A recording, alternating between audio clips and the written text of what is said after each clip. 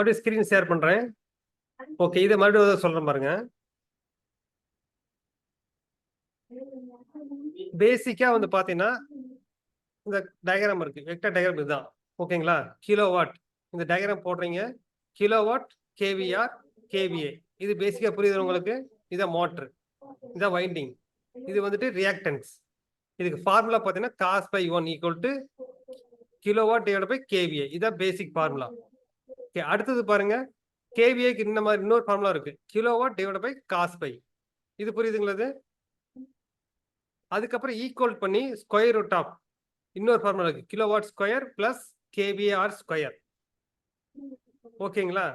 அடுத்தது கிலோவாட் கண்டுபிடிக்கிறோம் நம்ம. அடுத்து வந்து கிலோவாட் கண்டுபிடிப்போம். இதுக்கு வந்துட்டு ஈக்குவல் டு கேவிஏ. இது பாருங்க, கேவிஏ இன்டு காஸ் பை.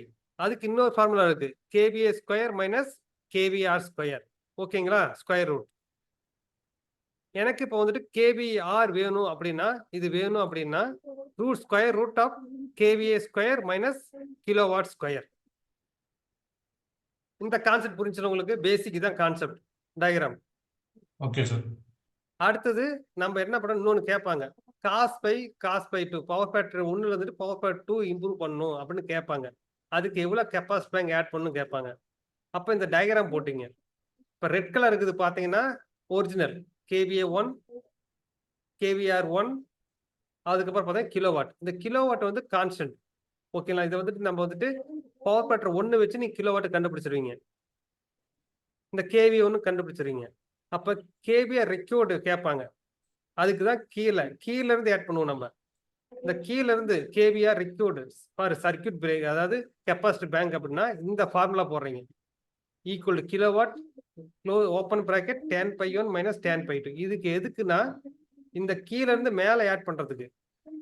இந்த கீழ இருந்து மேல ஆட் பண்ணும்போது நமக்கு வந்துட்டு இந்த ஆங்கிள் இருக்குல்ல, இந்த ரெட் கலர் ஆங்கிள் இது இருக்குல்ல, அது வந்துட்டு மேல ஷிஃப்ட் ஆகி போயிடும். இந்த மேல ஷிஃப்ட் ஆகி போயிடும், கிரீன் கலருக்கு வந்துடும். ஸோ கிரீன் கலருக்கு வரும்போது நமக்கு கேவிஏ 2 இந்த மேக்ஸிமம் டிமாண்ட் இருக்குல்ல, அது சேஞ்ச் ஆயிரும்ல உங்களுக்கு. இது இப்படி ஷிஃப்ட் ஆகி போயிடும், மேக்ஸிமம் டிமாண்ட் சேஞ்ச் ஆகி போயிடும். இந்த மேக்ஸிமம் டிமாண்ட் சேஞ்ச் ஆகும்போது கேவிஏ 2 வந்துடும். இப்போ நீங்க என்ன பண்ணணும், இந்த பவர் ஃபேக்டர் 2க்கு கேவிஏ 2 எவ்வளோன்னு வேல்யூ கண்டுபிடிப்பீங்க. புரியுதுங்களா?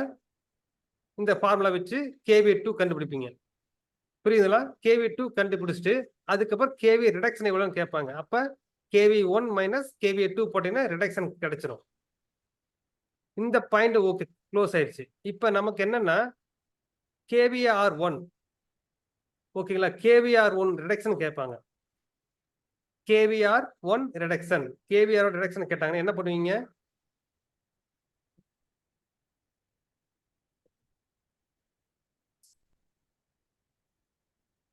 கேவிஆர் ரிடக்ஷன் கேட்டாங்கன்னா ஒண்ணுமே இல்ல, நம்ம ஆட் பண்ற கெபாசிட்டி தான் மைனஸ் கெபாசிட்டி.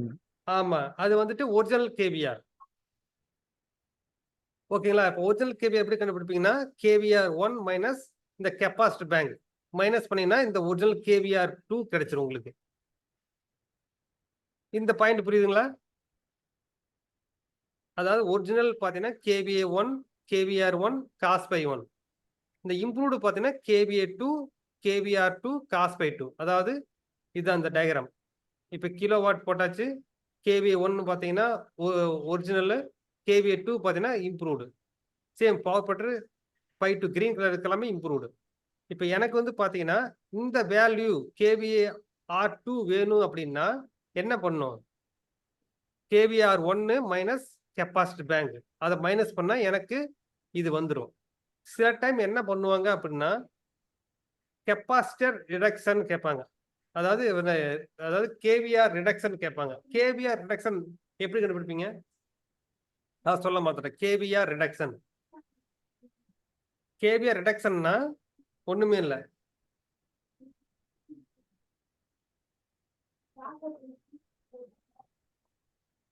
KVR reduction.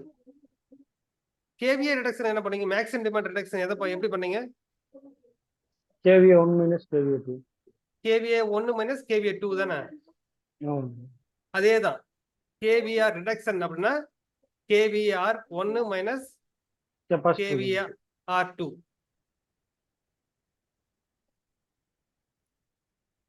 புரியுதா? சில டைம் வந்து பாத்தீங்கன்னா இந்த மாதிரி கேட்பாங்க.